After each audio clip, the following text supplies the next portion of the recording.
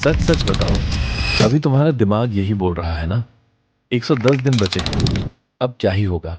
तुम YouTube पर one shot video ढूंढ रहे हो, दोस्तों से पूछ रहे हो कि कितना सिलेबस बचा है, और अंदर ही अंदर एक अजीब सा डर और खामोशी तुम्हें सता रहा है कि कैसे सब सिलेबस कंप्लीट होगा।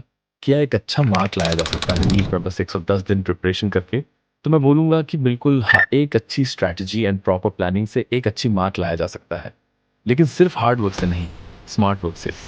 पर आज हम ये नहीं करेंगे कि 14 घंटे रट्टा मारो, आज हम वो करेंगे जिसे हम एकदम मिनिमम टाइम में पूरी सिलेबस को कवर कर पाए। अगर आज तुमने ये वीडियो स्किप किया तो 4 महीने बाद नीट सेंटर के बाहर खड़े होकर बस एक ही बात कहो, काश उस दिन हार न मानी होती। सबसे पहले तो तुम ये समझ लो कि अभी जितना टाइम बचा है उसमें हम पूरी सिलेबस की हर टॉपिक को कभी कंप्लीट नहीं कर सकते। नीट एक एलिमिनेशन एग्जाम है, तो बस हम उसी एलिमिनेशन मेथड से ही आगे बढ़ेंगे। तुम पिछले 10 साल के PYQs उठाओ और देखो कि उन PYQs में सबसे ज्यादा कौन कौन सी टॉपिक से सवाल सबसे ज्यादा आया है। जैसे कि फिजिक्स में मॉडर्न फिजिक्स हो गया, और करंट इलेक्ट्रिसिटी जैसे चैप्टर्स जिनकी वैल्यू हमेशा हाई रहता है। बायो में जेनेटिक्स और इकोलॉजी जैसा टॉपिक्स। उन सब टॉपिक्स की एक परफेक्ट लिस्ट बनाओ जिसे कहते हैं दी 80 बाटा 20 सर्जरी। अगले 5 दिन सिर्फ उन टॉपिक्स के लिस्ट बनाने पर कम करो जिनसे सबसे ज्यादा सवाल आते हैं। सिलेबस के नौकर मत बनो, नीट के फाइकोलॉजिस्ट बनो। जो टॉपिक्स PYQ में 10 सालों से नहीं आया, उन टॉपिक्स की एक एक्स्ट्रा लिस्ट बनाओ एंड देखो जो टॉपिक्स आए हैं उनसे रिलेवेंट टॉपिक्स कितने हैं, उन्हें मार्क करो। एंड और एक बात, आजकल देखा गया है कि कॉन्सेप्ट बेस्ड सवाल सबसे ज्यादा आ रहे हैं, तो तुम थोड़ी ज्यादा टाइम कॉन्सेप्ट समझने में देना एंड जो PYQ एक बार गए हैं उन पर ज्यादा ध्यान मत देना, क्योंकि वो आने की चांसेस बहुत कम होता है। ज्यादा ध्यान न्यू क्वेश्चन में लगाना। अब बात करते हैं उस सब्जेक्ट की जो तुम्हारी रैंक डिसाइड करेगा, केमिस्ट्री। लोग इसे हल्के में लेते हैं या गलत तरीके से पढ़ते हैं। सबसे पहले बात करते हैं फिजिकल केमिस्ट्री की। इसे फिजिक्स की तरह ही ट्रीट करो। फॉर्मूला शीट्स बनाओ और कम से कम 50 से 100 सवाल हर चैप्टर की लगाओ। सिर्फ कॉन्सेप्ट पढ़कर मत छोड़ना। अब बात करते हैं ऑर्गेनिक केमिस्ट्री की। ये एक चेन है। अगर जनरल ऑर्गेनिक केमिस्ट्री मतलब GOC और हाइड्रोकार्बन्स, ये 2 चैप्टर्स जिसे नहीं आता, तो उसे आगे का सब पहाड़ की तरह हार्ड लगेगा, कुछ भी समझ नहीं पाएगा। इसलिए सबसे पहले इन्हें कंप्लीट करो अच्छे से। नेम रिएक्शंस का चार्ट अपनी दीवार पर चिपका दो, जो सबसे इंपॉर्टेंट होता है नीट के लिए। इनऑर्गेनिक केमिस्ट्री में तुम्हारा फ्री का नंबर है। इसमें दिमाग ना भी लगाओ तो भी चलेगा, सिर्फ याद करने से ही हो जाएगा। क्लास नोट्स बनाया है तो नोट्स को अच्छे से रिवीजन करना है, या बुक भी पढ़ सकते हो। सुबह उठते ही 30 मिनट सिर्फ इनऑर्गेनिक को दो, अच्छे से रिवीजन करो। बायोलॉजी की बात की जाए तो हम क्या करते हैं कि बस बुक्स रीड करते हैं, नोट्स पढ़ लेते हैं और सोचते सब याद हो गया। नहीं, एग्जाम में जब स्टेटमेंट बेस्ड सवाल आते हैं तो दिमाग चकरा जाता है। इसलिए हमें हर चैप्टर को फ्लो चार्ट्स में तोड़ लेना चाहिए।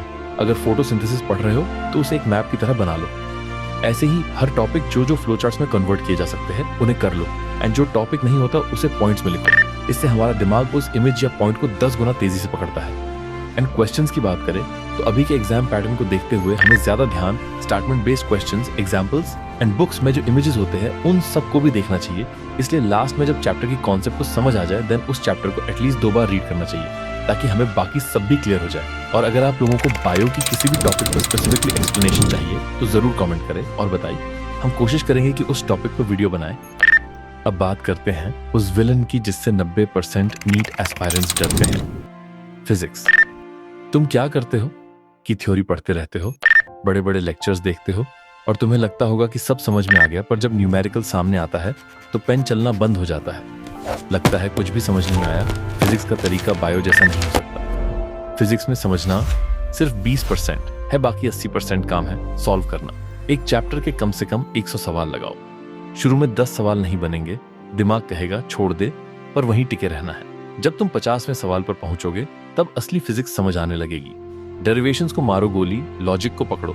नीट में तुम्हें बोर्ड्स की तरह फॉर्मूला डिराइव नहीं करना है। तुम्हें पता होना चाहिए कि फॉर्मूला कब और कहां लगाना है। एक फॉर्मूला शीट बनाओ और उसे अपने स्टडी टेबल के सामने चिपका दो। हर सुबह उठते ही 15 मिनट इन फॉर्मूला को पढ़ो। अगर फिजिक्स की सिलेबस 0 कंप्लीट हुआ है तो काइनेमैटिक्स की चैप्टर्स में 15 दिन बर्बाद मत करो। पहले मॉडर्न फिजिक्स, सेमीकंडक्टर्स और ड्यूअल नेचर खत्म करो। ये आसान है और कम समय में 40-50 नंबर पक्के कर देते हैं। उसके बाद करंट इलेक्ट्रिसिटी और रे ऑप्टिक्स पर जाओ। नीट में स्मार्ट वो है जो पहले लो हैंगिंग फ्रूट्स मतलब आसान फल तोड़ता है। हमने बात तो कर ली कि कौन सा चैप्टर कैसे पढ़े, पर बिना प्लान के पढ़ाई सिर्फ एक विश है। अपने दिन को तुम 3 स्लॉट में बांट लो। स्लॉट ए में मॉर्निंग से लगभग दोपहर तक रखो। यहाँ सबसे मुश्किल टॉपिक्स को कवर करो, फिजिक्स या फिजिकल केमिस्ट्री की। फ्रेश दिमाग न्यूमेरिकल्स सबसे तेज पकड़ता है। अब थोड़ी टाइम फ्रेश हो जाओ एंड खाना खा लो। देन स्लॉट बी में आफ्टरनून मतलब 12 बजे से 4 बजे तक रख सकते हो, जहां तुम अपना ऑनलाइन क्लासेस और नोट्स मेकिंग कंप्लीट कर सकते हो। अब 4 बजे के बाद उठ जाओ पढ़ाई से एंड थोड़ी फ्रेश हो जाओ। इस टाइम तुम कॉफी या चाय पी सकते हो, थोड़ी इवनिंग वॉक भी कर सकते हो, जिससे तुम्हारा दिमाग फ्रेश फील करेगा। देन स्लॉट सी में इवनिंग 6 बजे से एकदम लगभग 10 बजे या 11 बजे तक पढ़ाई करो। एंड इस टाइम में कोशिश करना ज्यादा से ज्यादा आज जो पढ़ाई किया उसे रिविजन कर सको। एक एक्स्ट्रा गोल्डन रूल तुम लोगों के लिए, अगर तुमने रात को सोने से पहले एक बार पूरा दिन जो पढ़ाई तुमने किया उसे बस कुछ टाइम के लिए अपने दिमाग में दोहराओ। देन तुम्हारी सोने के बाद ब्रेन सब कुछ तुम्हारी मेमोरी में सेट कर देता है और लंबे टाइम तक वो तुम भूलते नहीं हो। पर हाँ, सोने से पहले कभी भी मोबाइल का यूज मत करना, इससे तुम्हारा दिमाग वो सब जो तुमने पढ़ा वो प्रोसेस नहीं कर पाता। संडे को लोग बैकलॉग कवर करने के पीछे भागते हैं, मत करो। बैकलॉग को तुम अपने रेगुलर रूटीन में ही ऐड कर लो, और कैसे बैकलॉग को प्रॉपर अपने रेगुलर रूटीन में ऐड करें ये हम किसी और वीडियो में बात करेंगे डिटेल में। तो अब वापस आते हैं हमारे टॉपिक पर। तुम संडे सिर्फ 2 चीजों के लिए रखो, रिवीजन और मॉक टेस्ट। टेस्ट में कम नंबर आए तो डिमोटिवेट मत होना, बल्कि खुश होना, क्योंकि तुम्हें पता चल रहा है कि तुम कहां पर वीक हो, ताकि तुम्हारा फाइनल एग्जाम में स्कोर अच्छा हो। एक मिस्टेक नोटबुक बनाओ जहां तुम अपने वीक पॉइंट्स लिखोगे, और वही तुम्हारी सबसे बड़ी एसेट होगी।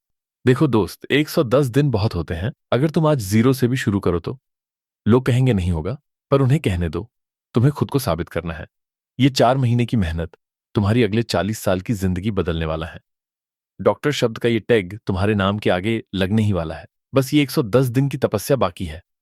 उठो, ये वीडियो बंद करो और अपनी टेबल पर जाकर आज का टास्क पूरा करो। चाहे तुम किसी भी टाइम देख रहे हो ये वीडियो, कोई फर्क नहीं पड़ता। बात शुरुआत करो, सब कर सकते हैं तो तुम भी कर सकते हो। कमेंट में अपना वादा जरूर छोड़कर जाओ। NEET 2026 is mine. मैं तुम्हारे साथ हूं हर कदम पर। मिलते हैं नेक्स्ट वीडियो में एक नए टॉपिक के साथ। तब तक के लिए बाय।